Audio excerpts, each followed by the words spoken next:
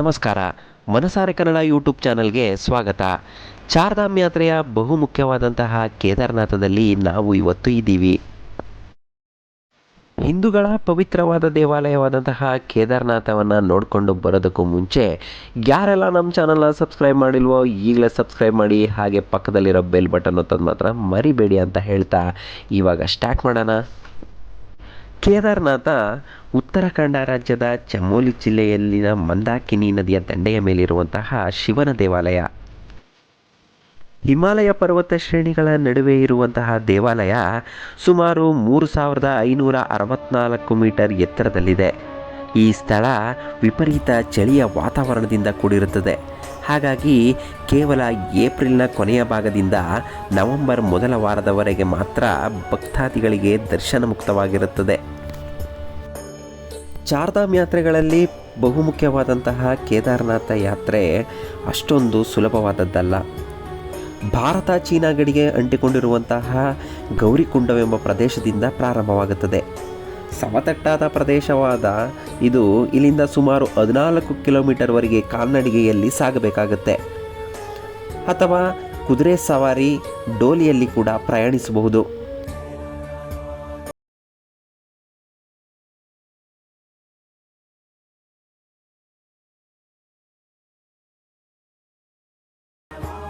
ಹಿಮಗಿರಿಗಳ ನಡುವೆ ಇರುವ ಈ ಪುಣ್ಯಕ್ಷೇತ್ರಕ್ಕೆ ಪೌರಾಣಿಕ ಹಿನ್ನೆಲೆ ಇದೆ.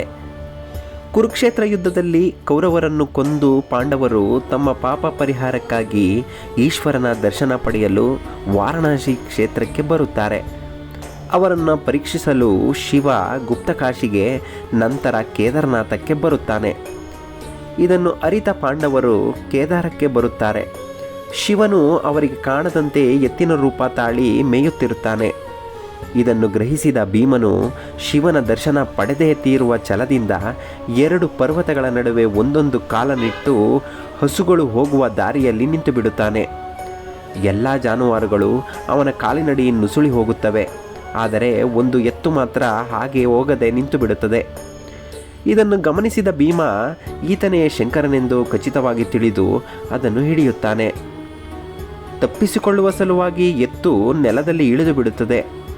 ಆಗ ಎತ್ತಿನ ಡುಬ್ಬ ಮಾತ್ರ ಕೈಗೆ ಸಿಕ್ಕಿ ಅದನ್ನೇ ಹಿಡಿದು ಮೇಲಕ್ಕೆತ್ತುತ್ತಾನೆ. ಎತ್ತಿನ ಡುಬ್ಬ ಮಾತ್ರ ಕೇದಾರನಾಥದಲ್ಲಿ ಉಳಿದು ಬಿಡುತ್ತದೆ. ಶಿರೋಭಾಗ ರುದ್ರನಾಥ, ಮುಂಡ ಮಧ್ಯಮ ಮಹೇಶ್ವರದಲ್ಲಿ, ತೋಳುಗಳು ತುಂಗಾನಾಥದಲ್ಲಿ, ಹಾಗೂ ದೇಹದ ಉಳಿದ ಭಾಗ ನೇಪಾಳದ ಪಶುಪತಿನಾಥ ಮತ್ತು ಕರೈಶ್ವರದಲ್ಲಿ ಹಂಚಿ ಹೋಗುತ್ತದೆ. ಪ್ರಸನ್ನನಾದ ಶಿವ ಪ್ರತ್ಯಕ್ಷನಾಗಿ ಪಾಂಡವರನ್ನು ಆಶೀರ್ವದಿಸುತ್ತಾನೆ ಎನ್ನುವಂತಹ ಹಿನ್ನೆಲೆ ಇದೆ. ನೀವು ನೋಡ್ತಿರೋ ಹಾಗೆ ಕಷ್ಟಕರವಾದಂತಹ ಚಾರಣ ಇದು. ರಸ್ತೆಗಳು ಉಬ್ಬುತಗ್ಗುಗಳಿಂದ ಕೂಡಿರೋದ್ರಿಂದ ಕಾಲ್ನಡಿಗೆಯಲ್ಲಿ ತೆರಳಬೇಕಾದ್ರೆ ಸ್ವಲ್ಪ ಕಷ್ಟಪಡಬೇಕಾಗತ್ತೆ.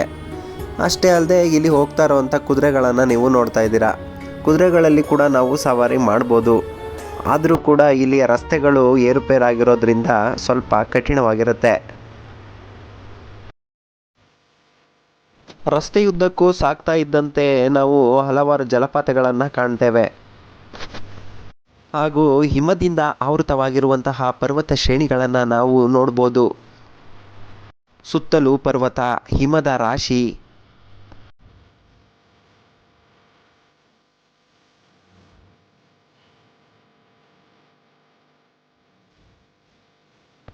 ಸೋನ್ಪ್ರಯಾಗಿಂದ ಗೌರಿಕುಂಡಕ್ಕೆ ಸುಮಾರು 5ರಿಂದ 6 ಕಿಲೋಮೀಟರ್ ದೂರ ಆಗುತ್ತೆ.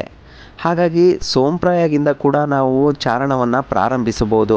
ಆದರೆ ಗೌರಿಕುಂಡಕ್ಕೆ ಬಂದು ಅಲ್ಲಿಂದ ನಾವು ಚಾರಣವನ್ನು ಪ್ರಾರಂಭಿಸುವುದು ಉತ್ತಮ ಅನ್ನೋದು ನನ್ನ ಅಭಿಪ್ರಾಯ. ಸೋನ್ಪ್ರಯಾಗಿಂದ ಗೌರಿಕುಂಡಕ್ಕೆ ಜೀಪ್ ವ್ಯವಸ್ಥೆ ಇರೋದ್ರಿಂದ ಗೌರಿಕುಂಡದವರೆಗೆ ಜೀಪಲ್ಲಿ ಬಂದು ಅಲ್ಲಿಂದ ನಾವು ಕಾಲ್ನಡಿಗೆಯಿಂದ ನಾವು ಚಾರಣವನ್ನು ಪ್ರಾರಂಭಿಸಬಹುದು.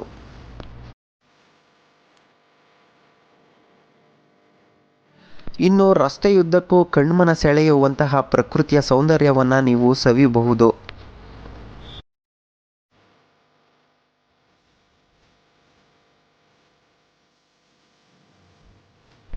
ಡೋಲಿಯಲ್ಲಿ ಹೋಗ್ತಾ ಇರೋರು, ನಡೆದುಕೊಂಡು ಹೋಗ್ತಾ ಇರೋರು, ಹಾಗೂ ಕುದುರೆಯಲ್ಲಿ ಸವಾರಿ ಹೋಗ್ತಾ ಇರೋರು ಎಲ್ಲರನ್ನು ಕೂಡ ನಾವು ಇಲ್ಲಿ ನೋಡ್ತಾ ಇದ್ದೇವೆ. ಹಾಗೂ ಹೆಲಿಕಾಪ್ಟರ್ನಲ್ಲಿ ಕೂಡ ನಾವು ಇಲ್ಲಿಂದ ಹೋಗಬಹುದು. ಆದರೆ ಈ ನಡ್ಕೊಂಡು ನಾವು ಹೋಗ್ತೀವಲ್ಲ ಆ ಅನುಭವನೇ ಬೇರೆ. ಅದ್ಭುತವಾದಂಥ ಅನುಭವವನ್ನು ನಾವು ಪಡ್ಕೋಬೇಕು ಅಂತಂದರೆ ಕೇದಾರನಾಥವನ್ನು ಕಾಲ್ನಡಿಗೆಯಲ್ಲಿಂದ ಸಂಚರಿಸೋದು ಉತ್ತಮವಾಗಿರುತ್ತೆ. ಅಲ್ಲಲ್ಲಿ ವಿಶ್ರಾಂತಿಯನ್ನು ಪಡೆದುಕೊಂಡು ಮುಂದೆ ಸಾಗೋದು ಉತ್ತಮವಾಗಿರುತ್ತೆ.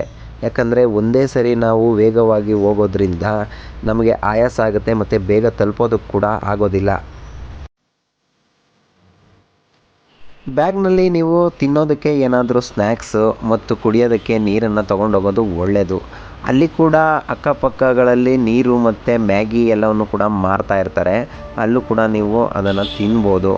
ಇಲ್ಲ ಅಂತಂದರೆ ನೀವು ಹಾಗೆ ಮುಂದೆ ಸಾಗ್ತಾ ಇದ್ದಂತೆ ನಿಮಗೇನಾದರೂ ಉಸಿರಾಟದ ತೊಂದರೆ ಆಯಿತು ಅಂತಂದರೆ ಆಕ್ಸಿಜನ್ ವ್ಯವಸ್ಥೆಯನ್ನು ಕೂಡ ಇರುತ್ತೆ. ಅಲ್ಲಲ್ಲಿ ಆ ವ್ಯವಸ್ಥೆಯನ್ನು ಕೂಡ ಮಾಡಲಾಗಿದೆ.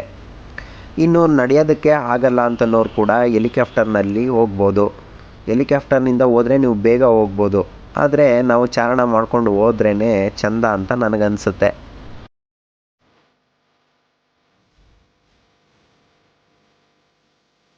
ಎಷ್ಟೋ ಜನರಿಗೆ ಕೇದಾರನಾಥ ಯಾತ್ರೆಯೇ ಒಂದು ದೊಡ್ಡ ಕನಸಾಗಿರುತ್ತೆ. ಭೂಮಿಯ ಮೇಲಿನ ಸ್ವರ್ಗ ಅಂತಲೇ ಹೇಳ್ಬೋದು. ಶಿವನು ವಾಸವಾಗಿರುವಂತಹ ಭೂಲೋಕದ ಸ್ವರ್ಗ.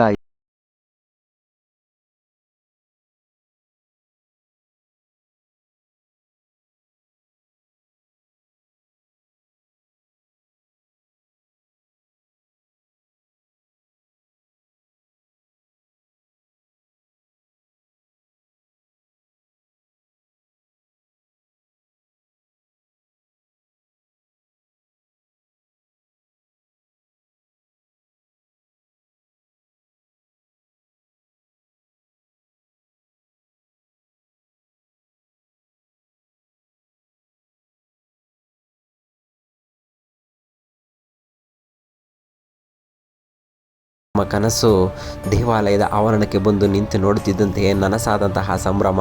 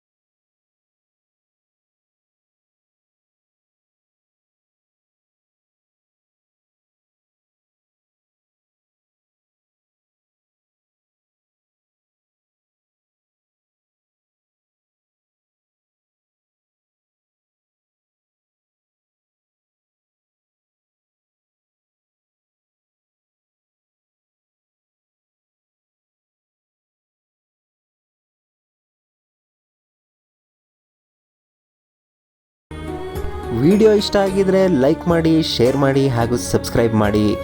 ಅಂತ ಹೇಳ್ತಾ ನನ್ನ ಈ ವಿಡಿಯೋನ ಇಲ್ಲಿಗೆ ಮುಗಿಸ್ತಾ ಇದ್ದೀನಿ. ಮುಂದಿನ ವಿಡಿಯೋಯೊಂದಿಗೆ ಮತ್ತೆ ಸಿಗ್ತೀನಿ. ಅಲ್ಲಿವರೆಗೂ ಯಾರೆಲ್ಲ ನಮ್ಮ ಚಾನಲ್ನ ಸಬ್ಸ್ಕ್ರೈಬ್ ಮಾಡಿಲ್ವೋ ಈಗಲೇ ಸಬ್ಸ್ಕ್ರೈಬ್ ಮಾಡಿ. ಹಾಗೆ ಹೆಚ್ಚು ವಿಡಿಯೋವನ್ನು ಹಾಕೋದಕ್ಕೆ ನಮಗೆ ಕೂಡ ಇನ್ಸ್ಪೈರ್ ಆಗುತ್ತೆ ಅಂತ ಹೇಳ್ತಾ ಇವತ್ತಿನ ವಿಡಿಯೋವನ್ನು ಇಲ್ಲಿಗೆ ಮುಗಿಸ್ತಾ ಇದ್ದೀನಿ. ಧನ್ಯವಾದಗಳು.